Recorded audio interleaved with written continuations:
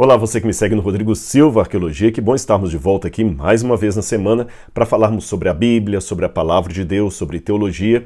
E se você não é inscrito no canal, está aqui o meu convite. Venha fazer parte da família do canal Rodrigo Silva Arqueologia. Você é muito bem-vindo.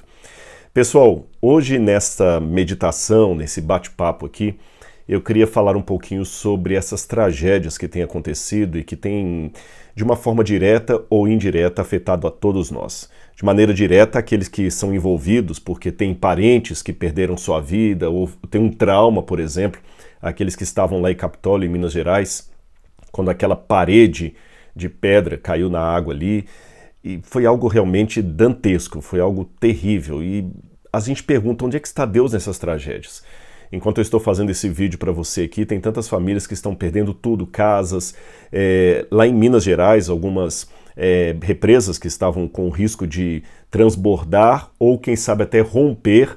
Aí você tem vídeos dos bombeiros, da polícia, mandando o pessoal sair correndo, deixando para trás casas. Tem gente que tinha um cachorrinho de estimação na casa, não pôde voltar para buscar. Eu lembro de uma mulher dando depoimento, ela falou assim, eu perdi tudo, perdi minha casa, minhas criações. Ela falava de cachorros, de alguns animais de estimação que ela tinha, fora aqueles que perderam entes queridos mesmo. E a gente que lida com a palavra de Deus, que estuda a Bíblia Sagrada, não tem por que não perguntar onde é que está Deus nessas tragédias. Eu sei que muita gente deve estar me perguntando assim, Rodrigo, onde está Deus? E se eu estivesse nesse momento no velório de alguma das vítimas, seja das enchentes ou daquele acidente em Capitólio, talvez o parente que ficou vivo, o amigo, estaria me perguntando, Rodrigo, e aí, você que estuda a Bíblia, você que estuda teologia, onde estava Deus? Onde está Deus nessas tragédias? E a tragédia, ou a pergunta, fica ainda mais, como é que eu diria, irônica, por falta de outra palavra, quando nós vemos, por exemplo, que um dos barcos mais atingidos, que teve maior quantidade de mortos, pelo menos aquele barco que parece que 8 pessoas morreram, todas da mesma família ou amigos da mesma família, porque havia um rapaz que estava comemorando o seu aniversário. Uma das notícias que eu ouvi de um dos policiais ali diz que esse barco, ironicamente, chamava-se Jesus. Então fiquei perguntando do lado de cá, quando o dono desse barco foi escolher um nome para sua embarcação, ele poderia ter colocado Poseidon, poderia ter colocado Iara, nomes relacionados às águas, poderia ter colocado Águas Claras, ele colocou Jesus. Então eu imagino que era uma pessoa de fé, que confiava de alguma forma que Jesus iria protegê-lo. Quem sabe ele não fez uma oração, sendo católico, um Padre Nosso, com uma Ave Maria, sendo um evangélico, uma oração qualquer, sei lá se ele fez o sinal da cruz. Eu sei que a tragédia aconteceu onde estava Deus. E sempre que a humanidade é acordada por uma notícia assim, a gente pergunta, onde está Deus? Esse foi o argumento que levou muitos na Europa a se tornarem céticos, especialmente depois de 1755, quando houve o terremoto de Lisboa, que foi definido por Voltaire como sendo o flagelo de Deus. E Voltaire conseguiu, graças ao terremoto de Lisboa, criar uma linha de filosofia chamada deísmo, que até acreditava na existência de Deus, mas confiante de que Deus não estava aqui, ou pelo menos não se importava com as suas criaturas. Aquele Deus da providência, aquele Deus que age, para Voltaire, aquele Deus não existia. No máximo, era um criador que, como o fabricante de um relógio de pulso, ou um relógio de bolso, dá cordas no relógio, falando do relógio daquela época, e coloca ali para funcionar e vai embora. E depois do deísmo, outras correntes também foram surgindo ali, né? Nós já tínhamos antes as formas do racionalismo europeu, David Hume, por exemplo, que diziam que não existe Deus, é só a razão. Aí vem o ateísmo, o agnosticismo, o ceticismo de um modo geral, e as pessoas voltam a se questionar, crentes ou ateus? Onde estava Deus? O crente para buscar uma resposta, o ateu para reafirmar uma argumentação. Eu vou ler com vocês aqui nesse vídeo, nesse momento, aqui o Salmo 91, que é um salmo que aparentemente estaria falando justamente da providência de Deus. Mas onde estava o Deus do Salmo 91? Eu me lembro quando eu era criança, esse salmo era tão conhecido que os mais antigos contavam que se você deixasse uma Bíblia aberta no Salmo 91, o demônio fugiria da sua casa. Eu lembro que minha mãe tinha uma Bíblia que ela ganhou dos adventistas antes de eu nascer, Essa Bíblia depois foi destruída por ela, uma outra história, quando ela descobriu que eu estava dando estudos bíblicos escondido. Eu tinha 12 anos de idade. Mas uma das coisas que eu lembro dessa Bíblia é que ela tinha as páginas aqui do Salmo 91 totalmente amarelas, porque era a única coisa que ficava aberta, era o Salmo 91. E havia muito costume de algumas famílias abrirem a Bíblia no Salmo 91, acreditando que ele espantaria o demônio. O Salmo 91 diz assim: Aquele que habita no esconderijo do Altíssimo e descansa à sombra do Onipotente, diz ao Senhor: Tu és o meu refúgio e a minha fortaleza, o meu Deus em quem confio, pois ele livrará você do laço do passarinheiro e da peste perniciosa. Ele cobrirá com as suas penas, e sob suas asas você estará seguro. A sua verdade é proteção e escudo. Você não terá medo do terror noturno, nem da flecha que voa de dia, nem da peste que se propaga nas trevas, nem da mortandade que assola ao meio-dia. Caiam 1000 ao seu lado, 10.000 à sua direita, e você não será atingido. Somente com seus olhos você contemplará e verá o castigo dos ímpios. Você dirá: O Senhor é meu refúgio. Você fez do Altíssimo a sua morada. Então mal nenhum lhe sucederá. Praga nenhuma chegará à sua tenda, pois aos seus anjos ele dará ordens a seu respeito para que guardem você em todos os seus caminhos. Eles o sustentarão nas suas mãos para que você não tropece em alguma pedra. Você pisará o leão e a cobra. Com os pés esmagará o leãozinho e a serpente. Deus diz: Porque a mim se apegou com amor, eu o livrarei. Eu o protegerei porque conhece o meu nome. Ele me invocará e eu lhe responderei. Na sua angústia eu estarei com ele.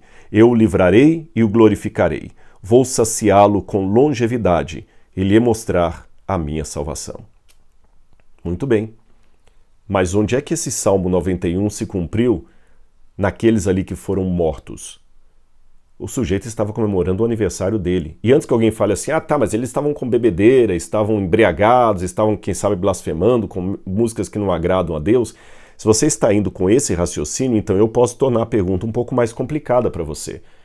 Onde estava Deus, por exemplo, naquele acidente de ônibus que aconteceu uma vez com a Igreja Adventista, onde jovens estavam voltando de um retiro espiritual e o ônibus tombou na estrada e vários jovens morreram? Aliás, eu poderia colocar essa história até no plural, porque eu conheço pelo menos 13 histórias de acidente de ônibus envolvendo jovens adventistas que estavam voltando de um acampamento espiritual. Uma vez na Igreja Central Paulistana, parece que vários jovens haviam morrido, não sei se foram 12 ou 15 caixões, todos enfileirados na Igreja Central Paulistana, de jovens que morreram voltando de um congresso espiritual. Onde é que estava Deus? Essa pergunta, ela fica muito chocante quando a gente lê no texto, porque a gente não encontra uma explicação óbvia para o sofrimento com base num salmo tão determinista como esse. Se você confiar no Senhor, Ele vai cuidar de você, Ele vai amparar você. Aliás, esse salmo é tão importante, por isso que ele está na forma de poesia. Eu já mencionei isso em algum outro vídeo que eu fiz explicando a Bíblia. Nos tempos da Bíblia, quando eles queriam enfatizar uma coisa, torná-la tão importante ao ponto de ser decorada, eles falavam em forma de poesia. Tudo que é mais do que importante, supremamente importante, essencialmente importante, é dito em forma de poesia na Bíblia. E não pense em poesia naquele sentido apenas romântico, amoroso, que nós vemos aí nos romances, não. É uma poesia para facilitar a memorização. Por isso que o poema, para eles, mais do que uma coincidência de sons perfazendo a rima, era mais um paralelismo de ideias. A mesma coisa é dita 2 vezes, às vezes 3 vezes, com palavras diferentes. Às vezes é dita de uma forma positiva, às vezes de uma forma negativa. Por exemplo, uma forma que eu tenho de fazer a poesia no hebraico bíblico é colocando assim: de noite eu o procuro, de dia não o consigo encontrar. Percebeu? De noite, de dia. Procuro, encontrar. Então você vê o paralelismo de ideias. São chamadas ideias antitéticas aí, porque uma está dizendo uma coisa, outra, mas no conjunto literário elas se complementam. Ou, quem sabe, pode ser um paralelismo sintético. O primeiro foi antitético, esse é sintético. Eu digo a mesma coisa com palavras diferentes. A menina era bela e inteligente. Uma garota bonita e esperta. A mesma coisa dita com palavras diferentes. No livro de Daniel, que eu estou preparando uma série para o programa Evidências, o livro de Daniel, quando fala no capítulo 7 sobre a terra, fala em prosa. Quando ele vai falar sobre o céu, começa a falar em poesia. Por isso que o Salmo 91 também está numa forma de poesia. Quer ver o paralelismo? Aquele que habita no esconderijo do Altíssimo e descansa à sombra do Onipotente. Habita no esconderijo, descansa à sombra. Altíssimo, onipotente. Viu a mesma coisa? Diz ao Senhor: Tu és o meu refúgio e minha fortaleza, meu Deus em quem eu confio. Pois ele livrará você do laço do passarinheiro e da peste perniciosa. Ele o cobrirá com suas penas. Sob suas asas você estará seguro. Cobrirá seguro. Penas, asas. Tá vendo como é que Depois você lê com calma na sua Bíblia, você vai ver que tem sempre um paralelismo de ideias aqui no Salmo 91 e vários outros salmos da Bíblia. Agora, olhando isso com a cultura do Oriente Médio, fica mais forte ainda a imagem, porque, gente, enfrentando um calor como eu já enfrentei no Oriente, aliás, eu tenho 2 marcas aqui escuras na testa por excesso de sol sem protetor solar. Que ficaram permanentes agora, a minha marca, né, de Israel. Você imagina um calor acima de 40 graus, uma sombra, uma coisa maravilhosa. Então, para quem vivia no deserto, dizer assim, olha, aquele que habita no esconderijo do Altíssimo, descansa à sombra do Onipotente, essa sombra é muito bem-vinda. Essa ideia que fala do Senhor assim, ele cobrirá com suas penas e sob suas asas você estará seguro. Havia no Oriente Médio uma ideia muito grande de comparar Deus a um pássaro que protege. Sabe quando a mamãe passarinho vem até o ninho ali, ela com as suas asas abre, protegendo os passarinhos do vento, da chuva, da tempestade, do frio. É essa que é a ideia de Deus. Aliás, mesmo fora de Israel, nós temos isso aqui, por exemplo. Olha, eu tenho um livro aberto aqui que eu deixei até de propósito para mostrar a vocês. Olha essa cena egípcia aqui, olha. De 2 gênios do deserto, 2 gênios, cuidando do filho aqui, que é Horus, tá bom? Então você vê, ele está cuidado sob as asas, tem asa em cima e asa embaixo. Então não é que a Bíblia plagiou o mundo pagão, mas ela usa imagens que faziam muito sentido para aquele pessoal. Eu já disse isso à exaustão. Se o Apocalipse fosse escrito hoje, talvez a imagem da paz seria uma pomba branca, que é encontrada também fora da Bíblia, tá certo? Deus usou a cultura local para comunicar verdades ao profeta que vivia naquela cultura. Então a ideia de um pássaro que protege os seus filhotes ali, ou seus ovos, era um emblema muito clássico para falar da proteção divina. No caso dos pagãos, a proteção dos deuses ou dos gênios. No caso da Bíblia, a proteção do único e verdadeiro Deus. Tanto é que quando você vai para o Salmo 36, verso 7, você encontra essa mesma figura repetida aqui. Eu vou ler com vocês aqui, olha. Salmo 36, versículo 7. Diz assim, olha. Como é preciosa, ó Senhor, a tua misericórdia. Por isso os filhos dos homens se acolhem à sombra de tuas asas. Quando diz também lá no Gênesis, no princípio criou Deus os céus e a terra porém era sem forma e vazia, havia trevas sobre a face do abismo e o Espírito de Deus pairava por sobre as águas. O verbo pairava ali no hebraico dá o sentido justamente de um pássaro que abre as suas asas e fica assim, olha, fazendo o movimento das águas pelo balanço que ele faz das asas. Por isso que no batismo de Jesus sai das águas e o Espírito de Deus, o Espírito Santo, aparece como uma pomba agitando as suas asas sobre Jesus. Cuidado, proteção. Agora, imagina também você no deserto sendo protegido contra a peste que se propaga nas trevas. Irmãos, viver num ambiente sem qualquer tipo de energia elétrica, num breu completo, o medo de um escorpião, o medo de uma cobra, de um ataque de um inimigo, então faz muito sentido quando diz assim, nem tenha medo da peste que propaga nas trevas, nem da mortandade que assola ao meio-dia. Trevas, meio-dia. Porque o Senhor dará ordens sobre você. Praga nenhuma chegará à tua tenda. Como é que você fala praga nenhuma chegará à tua tenda para alguém que foi vítima do Covid? Como é que a gente resolve isso? Bom, muitas pessoas, ao lerem isso aqui, acabam tendo uma ideia é meio de um Deus assim que não deixa você sofrer nada. Que não deixa você sofrer nada. E se você está sofrendo, das duas uma. Ou é porque Deus não existe, falhou, ou porque você está em pecado. Aliás, essa foi a compreensão errônea dos amigos de Jó. Se você olhar com calma o livro de Jó, você vai ver que os amigos de Jó trabalham com essa ideia de que quem está em Deus jamais será prejudicado. Quem está em Deus jamais será atacado. Quem está em Deus jamais terá uma praga chegando até a sua tenda, porque Deus dará ordens aos anjos para protegê-lo. Aí, quando Jó estava sofrendo horrores, no primeiro dia, Jó morava lá na torre mais cara da cidade, digamos assim. No dia seguinte, ele estava no lixão, comendo o resto de lixo e se coçando com um caco de telha, um caco de barro. A única coisa que sobrou para ele, e as suas feridas.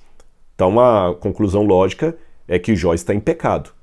E eles passam o livro todo tentando convencer Jó: você está em pecado. Aliás, quem está fazendo o ano bíblico que eu sugeri, fazendo a Bíblia cronológica, está lendo agora o livro de Jó.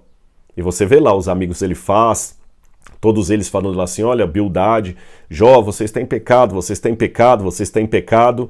Jó: não estou. Então, se você não está em pecado, por que você está sofrendo? Alguma coisa você fez. Porque, afinal de contas, o Salmo 91 não pode estar errado. É lógico que eu não estou falando que os amigos de Jó conheciam o Salmo 91, estou fazendo uma paródia da fala deles para os nossos dias. Aliás, não precisa ir muito longe, não. Há muitas pessoas dando hoje explicações a Alá, amigos de Jó, para justificar o sofrimento, livrando, de certa forma, qualquer imperfeição em Deus. Mas justificam de uma forma desumana, às vezes insensível. Por exemplo, num desses acidentes de ônibus que eu falei com vocês, que mataram vários jovens adventistas que voltavam de um retiro, eu tive a desdita de ouvir, com todo respeito, um crente sem noção, que tem muito sem noção na igreja, falando: mas eu ouvi dizer, sabe aquele negócio? Eu ouvi alguém que falou né? Deus que perdoe. Eu ouvi dizer que nas malas das meninas que morreram tinha preservativo e droga. Sabe?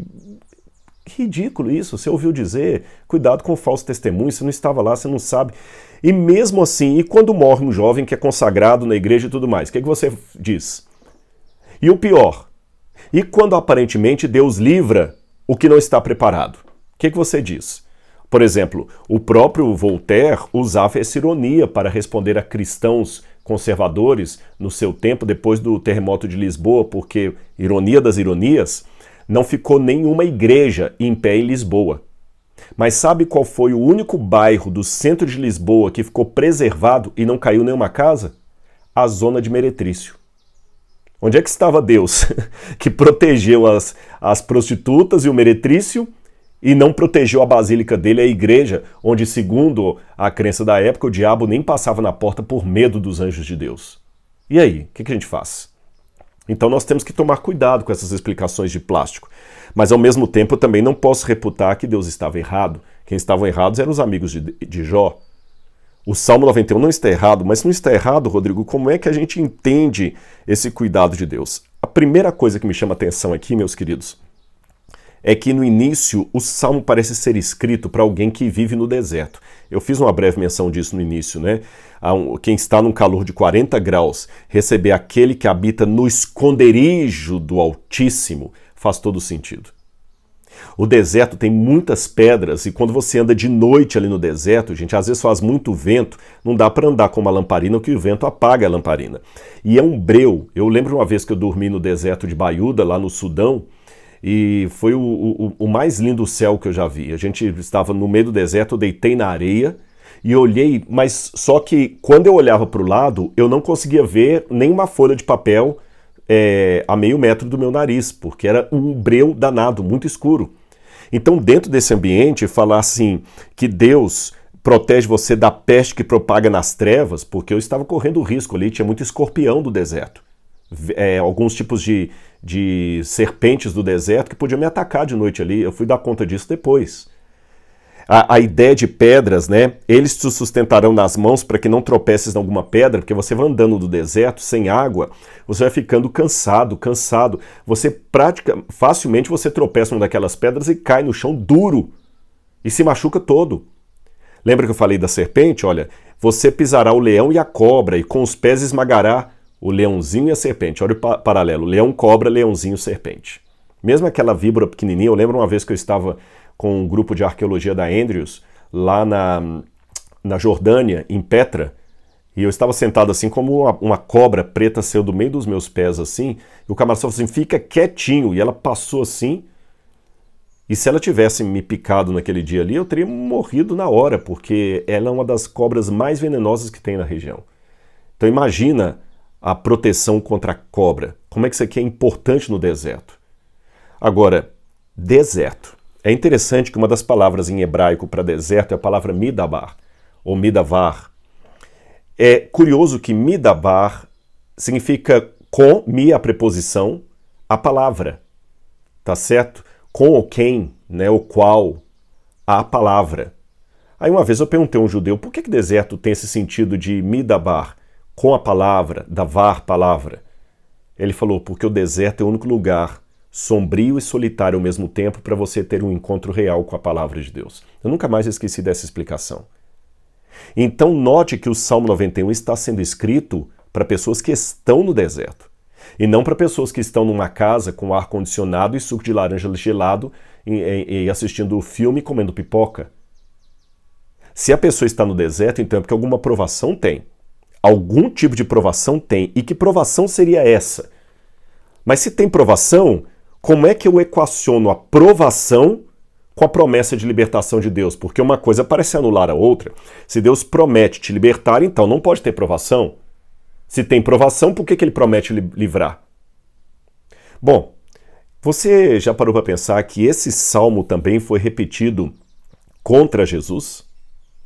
Quando a gente vai para Mateus capítulo 4, chama a minha atenção que o Satanás, quando vai tentar Jesus, de onde Jesus estava? No deserto. Então lembra, eu falei que o Salmo 91 foi escrito para pessoas que viviam no deserto. E Mateus capítulo 4 mostra Jesus no deserto. E o diabo, no deserto, cita para Jesus o quê? O Salmo 91. Olha o que ele fala para Jesus aqui, olha. E o diabo pega Jesus no deserto, leva Jesus até a cidade santa, Jerusalém, o coloca no pináculo do templo e diz para Jesus assim, verso 6, se você é o filho de Deus, jogue-se daqui, porque está escrito, aos seus anjos ele dará ordens a seu respeito, eles o guardarão nas suas mãos para que você não tropece em alguma pedra. O diabo citou o Salmo 91 para Jesus nessa interpretação errônea que muita gente dá, que uma vez que o Salmo 91 é uma promessa de livramento, então quem não é livrado é porque não está com Deus. Há muitas pessoas que querem fazer essa interpretação, desculpe minha sinceridade, até diabólica, até satânica. É uma interpretação, uma hermenêutica completamente errada, porque não é isso que o Salmo está prometendo. Aí quando você lê errado o Salmo 23, das duas uma. Ou você questiona a providência divina, porque você fala, não, se Deus prometeu livrar e não está me livrando, então é porque ele não é Deus. Ou você vai se tornar um ateu, que vai falar o seguinte, está vendo, Deus não existe, porque se ele existisse, não existiria o sofrimento. Se o Deus que os cristãos acreditam existisse, não teria essa tragédia agora lá em Capitólio. Mas calma, Jesus estava justamente 40 dias no deserto, com fome, sem banho. Jesus não estava bonito. Jesus devia estar feio, cadavérico. O hálito de Jesus deveria estar com um mau hálito grande. Rodrigo, calma, você está falando do Filho de Deus, sim, mas do Filho de Deus encarnado. Jesus não se tornou aparentemente ser humano, não. Ele se encarnou como ser humano. Como disse Paulo, ele se tornou a semelhança de nós em tudo, menos no pecado. Então Jesus também, desculpe a sinceridade, defecava, urinava. Jesus não tinha erros morais, mas Jesus poderia, ao martelar um prego, errar e bater no dedão e fazer um hematoma ali. Jesus poderia. Jesus deixou a cruz cair. Jesus sentia dor. Jesus sentia medo. Jesus sentia frio. Se Jesus estivesse aqui hoje, o corpo de Jesus não seria imune ao vírus. Pelo contrário, Jesus poderia se contaminar como qualquer outro, mesmo sendo filho de Deus. E naquele momento ali, ele não parecia ser alguém que o Pai estava protegendo. Aí o diabo, mas tem alguma coisa errada com você, igual os amigos de Jó.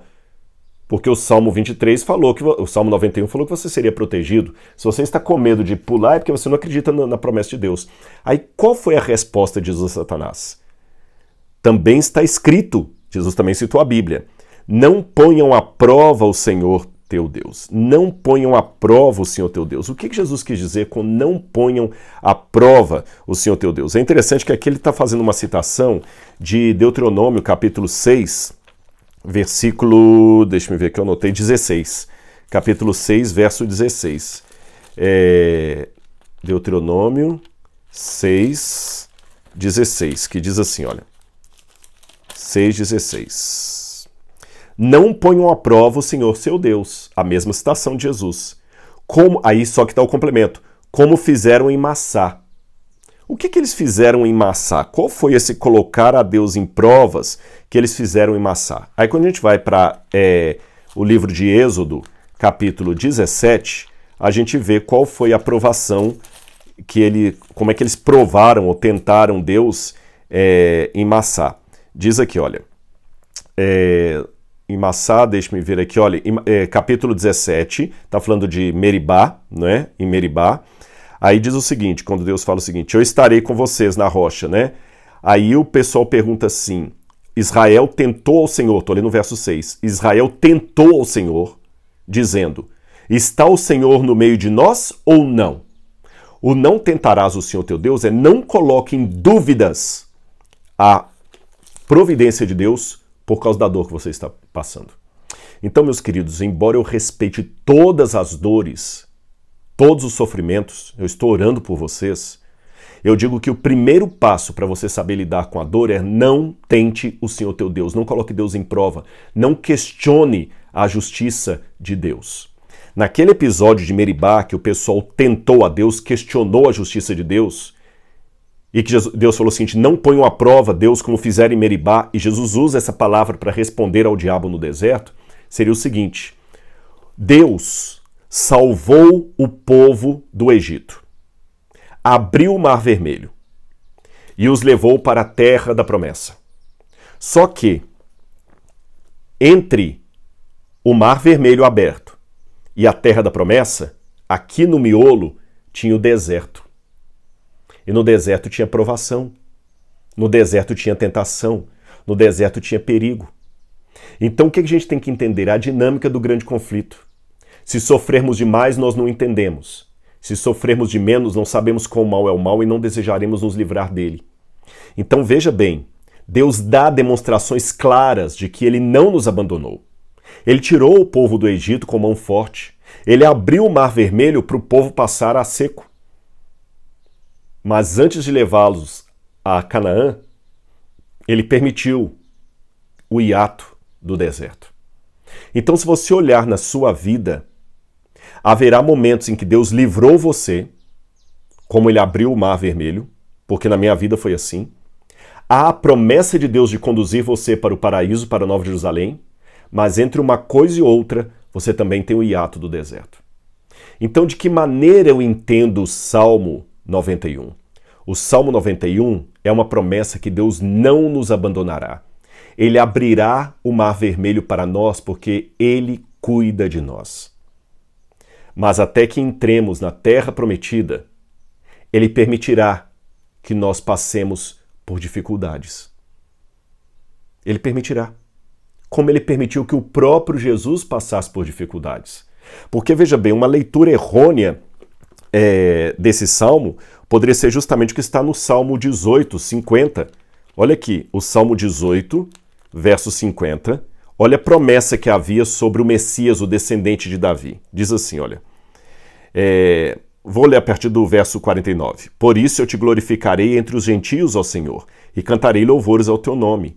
É Ele quem dá grandes vitórias ao seu rei e usa de misericórdia para o seu ungido. Deus dá grandes vitórias ao seu rei e usa de misericórdia para o seu ungido, para com o seu Messias.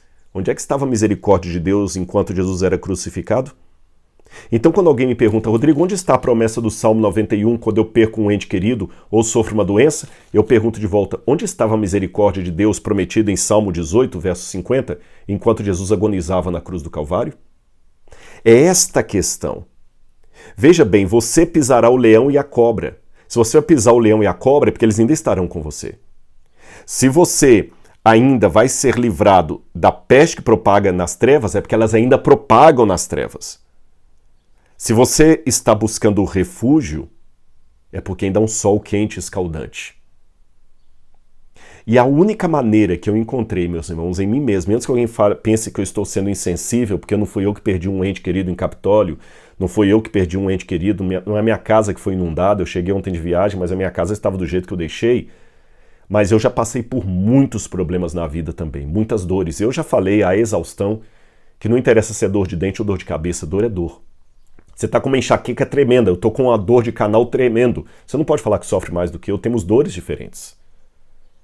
Mas uma coisa que eu notei, a única coisa que dá sentido à minha dor é se eu permito que Deus transforme a minha dor em algo de bom, para mim ou para o meu semelhante.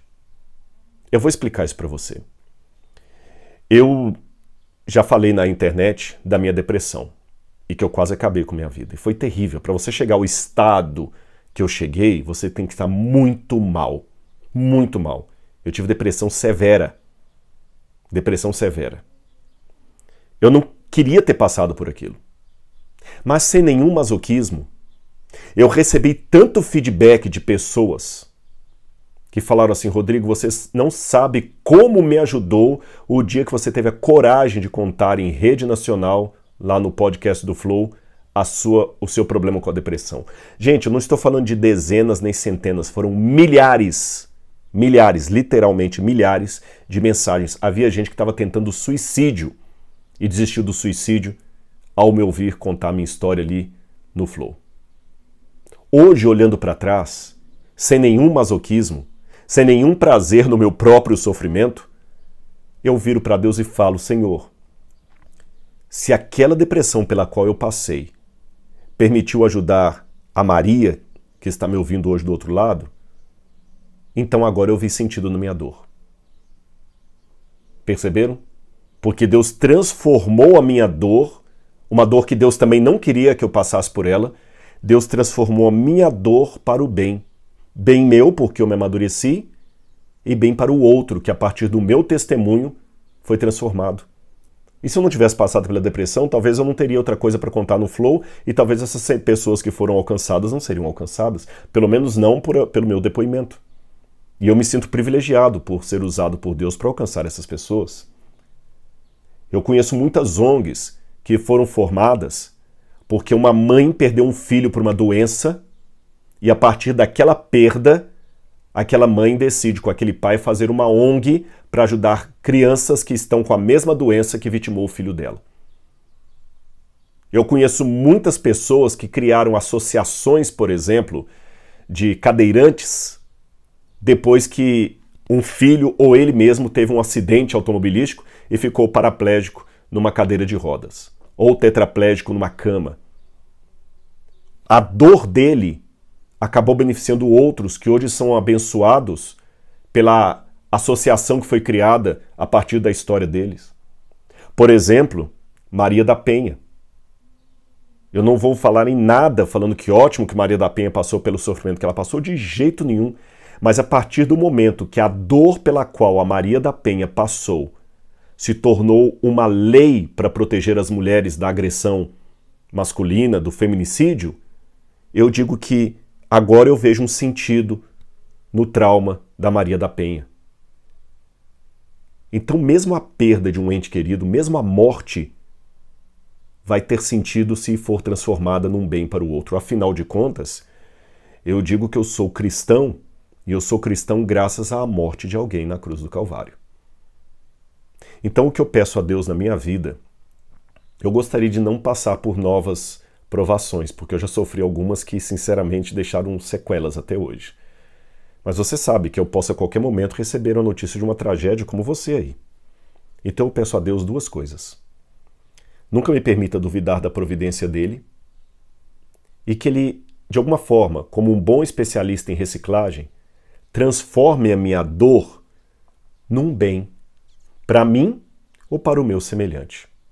Afinal de contas, Foi a tragédia da vida de José do Egito que salvou o Egito e vários povos cananitas da fome quando houve aquela seca prolongada de vários anos. Se não fosse José, pela traição dos irmãos, ir parar no Egito e da casa de Potifar ir para a prisão e da prisão para a frente de Faraó, o Egito não teria um governador da estirpe de José para salvá-los na época da seca, na época da fome. E o Egito, estando protegido na época da fome pela atuação de José, que foi parar ali por um sofrimento, por uma tragédia, o Egito também socorreu povos de Canaã. Então, faça comigo essa oração hoje. Senhor, está doendo. Eu não consigo entender por que eu estou sofrendo. Por que o Senhor não cumpriu 100% o Salmo 91. Mas transforma a minha dor numa bênção. Para mim ou para o meu semelhante. Faça uma reciclagem, Senhor. Porque ainda que eu não fique beneficiado, mas se a minha dor ajudar alguém, usa-a, Senhor. Porque entre a abertura do Mar Vermelho e Canaã existe o deserto. Entre o batismo no Jordão, em que ele ouviu a voz, Tu és o meu filho em quem me comprazo, e a ressurreição ao terceiro dia, houve os anos de ministério e o deserto sendo tentado pelo diabo e a cruz. Entre o batismo de Jesus e a ressurreição, houve o Calvário. Se foi assim com Cristo, por que teria que ser diferente comigo? Eu creio no Salmo 91. E creio que Deus é poderoso. Sabe por quê? Um dia, Ele me livrará para sempre da dor, do sofrimento, do laço do passarinheiro. Tudo isso será passado. E, de certa forma, o Salmo 91 vai ter um cumprimento literal. Eu só não sei ainda quando, mas em breve, de acordo com o Apocalipse, Deus enxugará dos olhos toda lágrima. E já não haverá mais morte, nem luto, nem pranto, nem dor. Console o seu irmão e a si mesmo com essas palavras. Que Deus abençoe você. Um abraço. Tchau, tchau.